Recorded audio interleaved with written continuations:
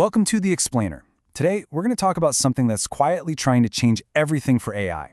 Think about what USB-C did for all our gadgets. Well, a new protocol wants to do exactly that, but for artificial intelligence. I mean, just picture it for a second. No more messy, custom-built AI integrations. Imagine a world where you could just plug any tool you want, your calendar, a database, even Slack, right into any AI application, and it just works instantly. Well, that's the exact problem that a brand new standard called the Model Context Protocol, or MCP for short, is aiming to solve. And, the idea behind it is actually pretty simple, but it is so powerful.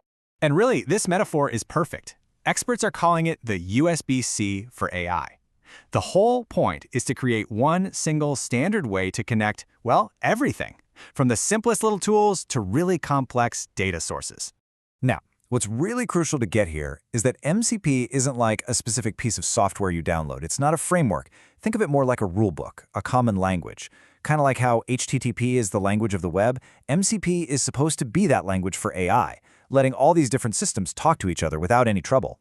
All right, so let's peek under the hood, Let's look inside the cable and see how this thing actually works. It really boils down to three main players in any MCP connection. Okay, first up, you've got the host. This is your main AI app, the thing you're actually using. It could be an AI code editor or some kind of desktop assistant. So in our USB-C analogy, the host is basically your laptop. Now that host, your laptop, it uses a little something called a client for every single connection it makes. So if the host is the laptop, you can think of the client as one of the individual USB-C ports on the side. Each one is dedicated to just one connection. And last but not least, you've got the server. And this is the actual device you're plugging in.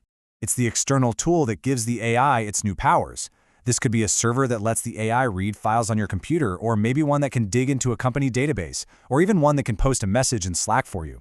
So what are these servers actually offering the AI? Well, they provide three core things, which the protocol calls primitives.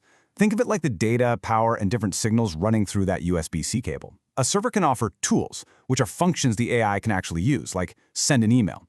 It can offer resources, which is just read-only info for context, like the text from a file. And it can offer prompts, which are like little templates to help guide the AI. Okay, so we have the host, the client, and the server. How do they all play together? It's actually a really elegant little process, almost like a three-step dance, to get stuff done.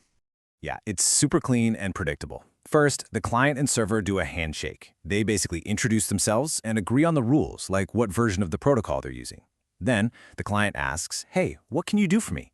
It discovers all the available tools. And finally, once the AI figures out what it wants, it says, okay, do this specific thing, and the server executes the task. This whole idea of universal connectivity, it's amazing, right? So powerful.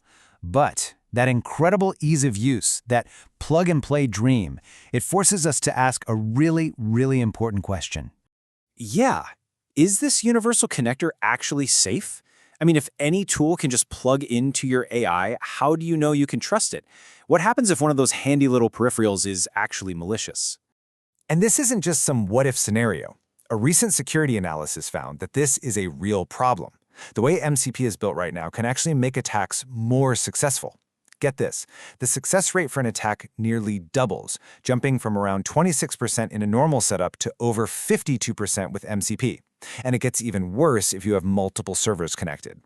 So why is that? Well, the research points to three huge architectural flaws. First, servers can basically lie about what they can do. There's no verification. Second, a malicious server can secretly feed prompts to the AI that look like they're coming from you. And the scariest one, a single bad server can poison the whole system, tricking the AI into messing with other tools that you actually do trust. Okay, so this sounds bad, but it doesn't mean MCP is a lost cause. Not at all. It really just means that the first version is missing a crucial security layer. And to fix this, researchers have already come up with a solution, a proposed security upgrade called a test MCP. So how does ATS-MCP lock things down? Well, it adds three massive upgrades. First, servers have to provide cryptographic proof of what they can do, no more lying. Second, every single message gets digitally signed, so the AI knows exactly where it came from and that it hasn't been tampered with. And third, it puts up walls between the tools. They can't talk to each other unless you, the user, give them explicit permission. And the results? They are absolutely dramatic.